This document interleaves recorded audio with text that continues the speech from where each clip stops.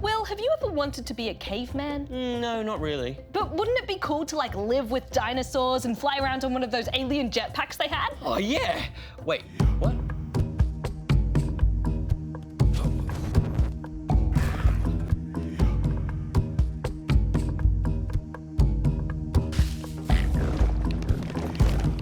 Jet Cave Adventure is a 2.5D platformer where you play as Kave, an ancient tribe leader who's just been banished.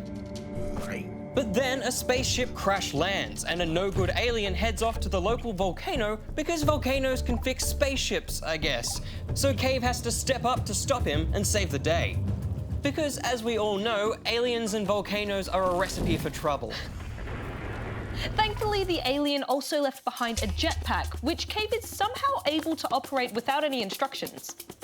This lets Kave double jump and briefly float, and do a dash attack to smash into baddies or break through walls. But it runs out of fuel quickly, forcing you to land again before each use. Kave also has some more basic technology like his trusty club and a pouch full of stones to fend off all the giant bugs and dinosaurs roaming the land. And he can even collect food to eat if he needs to replenish some health. He controls well, and the jetpack dash is particularly satisfying, with a nice slow-mo effect to help you dodge attacks and nail tricky jumps.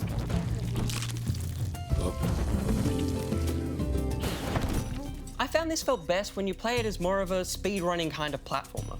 There's a nice flow to most of the levels, and keeping him moving, jumping, attacking, and jetpacking at speed feels good.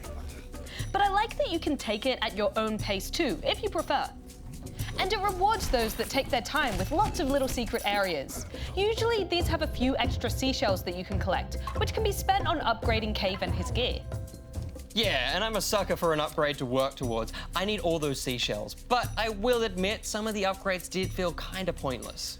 I fully upgraded his jetpack to last longer, but it never actually felt noticeably better to use.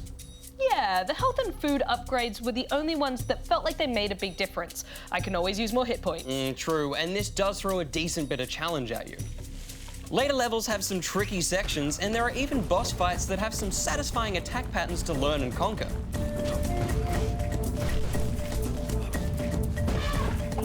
It's never punishing though, with ample checkpoints throughout levels and no lives to worry about. But then there are these hang glider and jetpack sections, where you have to dodge and weave your way through enemies and terrain, and I didn't love these.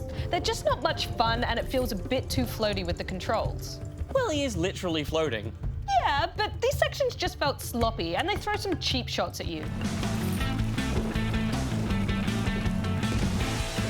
Yeah, I know what you mean, and overall it just doesn't have that platforming je ne sais quoi to really stand out in what is pretty much a perfected genre. Yeah, the gameplay and level design just isn't quite there.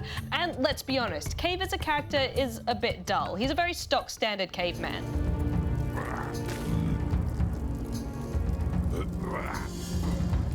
Like, sure, he has a jetpack, which is a bit fun and quirky, but a jetpack is no substitute for personality. Yeah, and it's quite short too and can easily be finished in a few hours. There is some incentive to replay levels with bonus goals like finishing them in a set amount of time or without taking damage. But there's no reward for doing that we could see. But would you actually go back and play any of that? No, but you know, I did have fun with this. There's a fair bit of charm and moments of solid platforming. There are at least 100 platformers I'd recommend before this one, but in its own right, it's alright. I'm giving Jet Cave Adventure a 3. Yeah, Kave won't be standing alongside the Donkey Kongs, Marios, and Raymans of the Gaming Hall of Fame, but then again, not many can. And at least Kave gave it a red hot go. I'm giving it 2.5 out of 5 rubber chickens.